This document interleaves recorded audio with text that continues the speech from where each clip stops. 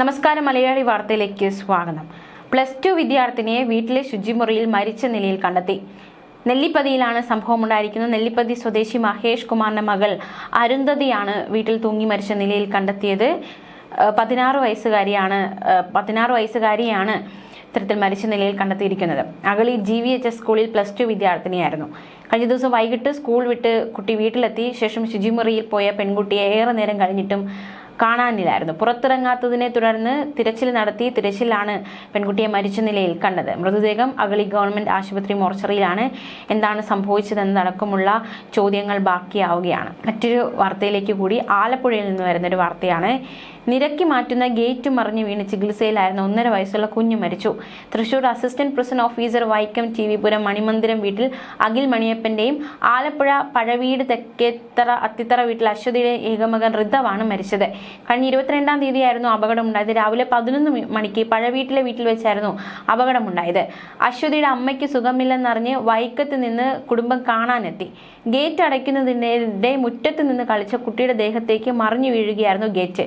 തലയ്ക്ക് ഗുരുതര ക്ഷതമേറ്റ് കുട്ടി അന്നു മുതൽ മെഡിക്കൽ കോളേജ് ആശുപത്രിയിൽ ചികിത്സയിലായിരുന്നു. വെന്റിലേറ്റർ സഹായത്തോടെയായിരുന്നു ചികിത്സയിലായിരുന്നത്. ജീവൻ രക്ഷിക്കാൻ സാധിച്ചില്ല.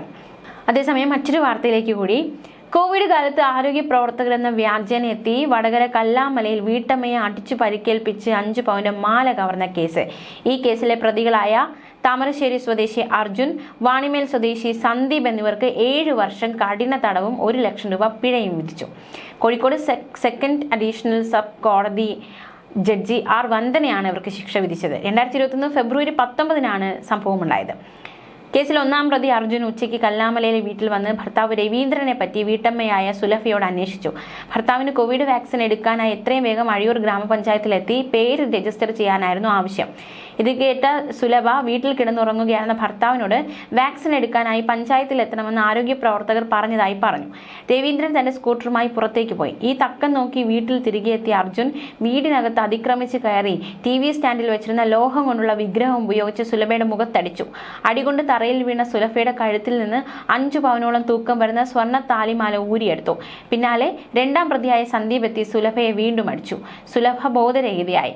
അടികൊണ്ട് 2 പല്ലുകൾ തെറിച്ചുപോയി. കീഴ്ത്താടിയിലെ എല്ല് പൊട്ടുകയും മുക്കിന്റെ പാലം തകരുകയും ചെയ്തു. പിന്നീട് സുലഭയ്ക്ക് ബോധം തെളിഞ്ഞപ്പോൾ വീടിനടുത്തുണ്ടായിരുന്ന ആളുകളെ അറിയിക്കുകയായിരുന്നു. അവർ ഭർത്താവിന്റെ വിവരം അറിയിച്ച ശേഷം സുലഭയെ വടകരയുള്ള ആശുപത്രിയിൽ എത്തിക്കുകയായിരുന്നു. CCTV ക്യാമറകൾ കേന്ദ്രീകരിച്ച് നടത്തിയ അന്വേഷണത്തിലാണ് പ്രതികളെ തിരിച്ചറിഞ്ഞത്. പ്രതികൾ 2 പേരും വളരെ ആസൂത്രിതമായാണ് കുറ്റകൃത്യം നടത്തിയത്. ഇതിനായി വടകരയിൽ ലോഡ്ജിൽ മുറിയെടുത്തിരുന്നു. രണ്ടാമത് മറ്റൊരു കവർച്ചയ്ക്ക് പദ്ധതി ഒരുക്കുമ്പോഴാണ് പ്രതികളെ വടകര, താമരശ്ശേരി എന്നീ സ്ഥലങ്ങളിൽ നിന്ന് അന്വേഷണ സംഘം അറസ്റ്റ് ചെയ്തത്. ന്യൂസ് ഡെസ്ക് മലയാളി വാർത്ത.